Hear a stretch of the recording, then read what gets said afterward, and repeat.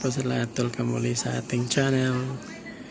For today's video guys, tayo po ay gagawa ng experiment. Tayo ay gagawa ng free energy na cycle. Yung output ng inverter ipapasok o magcha-charge yung inverter papunta sa battery. Tapos yung isang battery naka-connect dito sa isang inverter natin na 4,000 watts TBA. Tapos naka-power natin, power on.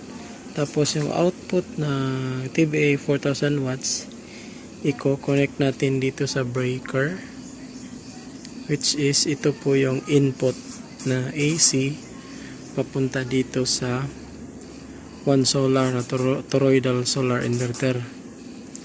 So pagpasok sa AC po dyan, kikita natin dito nakapasok na po.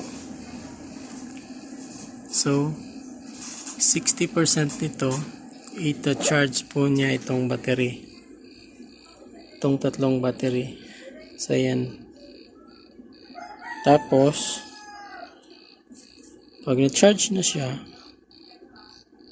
kakainin naman dito, ipapasok dito sa AC, pabalik sa inverter, at saka meron ding supply galing sa solar panel. Ito guys, kita nyo. So 57 volts po ang nilalabas ng panel natin kasi dalawa lang yung panel natin. So yan. So, ang load po sa bahay is ilaw lang at saka electric fan at saka isang desktop computer. So, gumagana na po sa loob. So, yan. Naka 0% pa po yan. So, yan. Cycle na po yan. At saka itong wire na ito nakikita nyo guys, yan. Yan po yung linya para sa grid. So, tinanggal ko lang. So, tinesting kong i-connect dito yung supply ng power inverter ng 4,000 watts. So, cycle lang po ang kuryente niyan ngayon guys. Paikot-ikot lang siya guys. So, experiment lang po guys. So far, gumana naman. So, try natin mag-load ng ano guys, ng hair blower.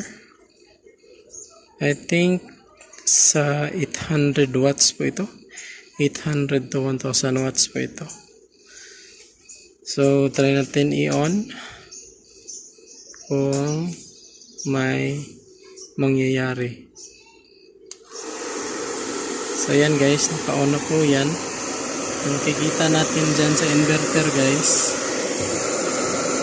umabot na po siya ng 14% po yung load. Ayan guys, 14% po dyan, nakikita nyo dyan sa monitor.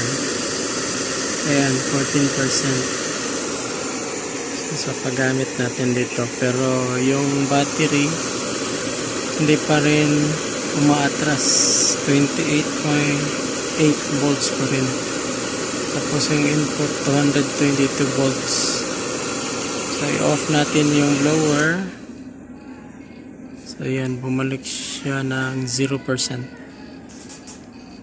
So, ayan guys. So, ibig sabihin guys, good, gumagana yung ginawa natin na experiment guys. So, ganun lang po guys. Try ko lang kasi may inverter ako na isa. Nakaayos lang nito guys.